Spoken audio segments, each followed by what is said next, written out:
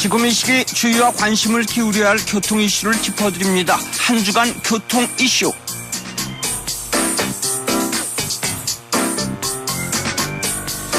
뇌전증이라는 생소한 병명의 환자가 17명의 사상자를 낸 사고, 그런 사고의 재발 방지 차원에서 질병을 판단하는 항목을 운전면허 수시 적성 검사에 추가하기로 했습니다.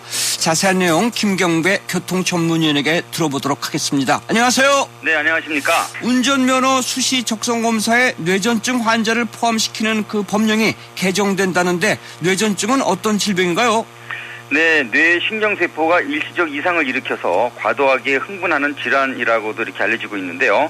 심화하게 되면 의식도 잃고 발작 행동 형태로 이어지는 일종의 일시적인 뇌기능 마비 증상이라고도 한다고 합니다. 네. 그래서 경련이 반복되고 만성적인 증상으로 확대가 될 경우는요, 간질이라는 표현으로 이렇게 확대된다고 합니다. 네. 도로를 달리는 차를 운전해서는 절대 안 되는 일이라고 할 수 있겠습니다. 그래서 네. 경찰과 국회의원이 뇌전증 환자 운전면허 수시 적성 검사 입법 추진에 나선 것이 아닌가 이렇게 생각이 됩니다. 네, 사실상 그 뇌전증 환자 본인이 진술하지 않으면 면허 취득 제한이 어렵죠? 네, 그렇습니다. 일단은 규칙적으로 약을 복용하지 않으면 경련을 일으키거나 순간적으로 의식을 잃는 위험이 있지만 운전자재 필요성도 상대적으로 아주 강하다고 할 수 있겠습니다. 네. 게다가 치료를 잘 받았다고 해도 잠재된 발병을 염려하지 않을 수 없는 상황이기도 하고요. 때문에 운전을 하면 안 된다는 건 당연하고요.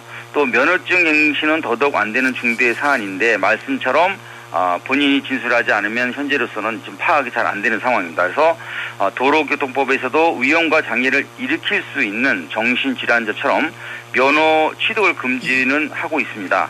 하지만 정신질환자의 시력장애인 면허 보유가 안전운전을 위협한다, 이런 얘기가 2002년 감사원 지적에서 나온 바 있고요. 그때 국민건강보험공단과 경찰 간의 자동 통보 체계 구축을 하는 것이 좋겠다, 이런 얘기가 제기된 바도 있다고 합니다. 네. 그 뇌전증 환자 위험이 증명되면서 경찰도 장애 등급 판정 시에 수시 적성 검사를 시행하는 도로교통법 이 개정 입장을 밝힌 것 같은데요. 네, 지난 2002년에 국가인권위원회에 의해서 이번 사고를 방지해 볼 수도 있는 길을 잃었다고 생각할 수 있는 만큼 좀 각별한 것 같습니다. 6개월 이상 입원이나 치료 또는 중증 치매 환자만이 아닌 노인장기요양보험 수급자로 확대하자는 운전면허 수시 적성 검사 개정 이상으로 분석되고 있기 때문인데요. 네. 하지만 미국과 영국, 일본 등에서는요, 당뇨나 치매, 뇌전증 진단은 면허 즉시 취소 대상이 되고요. 네네. 또 운전에 이상이 없다는 의사의 소견이 있다고 해도 면허가 발급되는 아주 까다로운 규정을 두고 있다고 합니다. 네. 그래서 새누리당 하태경 의원께서도 중증 치매나 뇌전증 같은 중증 질환자 운전 면허는 정지시키는 것이 타당하다는 주장을 했고요. 이번 부산 해운대 교차로 과속질주 사고로 20명의 사상자가 발생되자 관련법 개정 추진 의사를 밝힌 것으로 이렇게 생각이 됩니다. 네. 그리고 강화된 교통법규 중에서는 보복운전 처벌이 가장 눈에 띄네요. 네, 이전까지는 보복운전 처벌은 형법상 특수상해와 폭행 등의 형사처분만이 가능했습니다. 그런데 이달부터 다시는 운전할 수 없게 해도 됩니다. 네. 보복운전으로 구속이 되면 면허가 취소될 수 있겠고요. 불구속 이권의 경우도요, 100일 동안 면허가 정지되는 법적 근거가 마련됐기 때문인데요. 게다가 음주운전을 묵인한 동승자를 비롯한 주변 차를 놀라게 해서 운전자가 사고를 유발하게 해놓고도 모른 척 하면은 이것도 뺑소니가 될 수 있는 처벌 수위가 함께 높아졌습니다. 그리고 경광등과 사이렌을 남용하는 긴급 차량도 단속 대상이 되고요.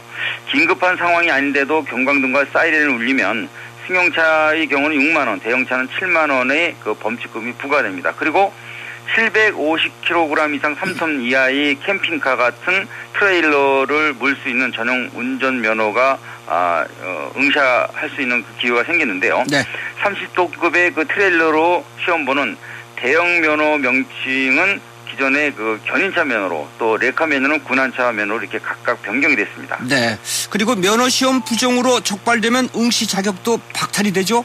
맞습니다. 면허시험 부정행위 처벌 기준도 함께 마련이 됐습니다. 해당 시험이 무효 처리되는 것은 물론이고요. 2년간의 응시할 수 없는 응시 자격 박탈도 추가가 됐습니다. 그리고 버스도 택시처럼 승차를 거부한다면 2만 원의 범칙금이 앞으로는 부과됩니다. 그리고 노약자와 장애인 승차 거부가 빈번한 이런 현실에 따른 조치라고 생각이 됩니다. 이로 아울러 그 택시기사를 폭행한 그 승객에게 실형을 선고한 법원 판결이 있는데요. 이를 볼 때 심야 시간대에 운행되는 뭐 택시나 또 그 새로운 콜버스 안전 풍토까지 앞으로는 좋아질 것 같다는 생각이 듭니다. 네. 김경배 교통위원님 오늘 소식 감사합니다. 네, 감사합니다. 네.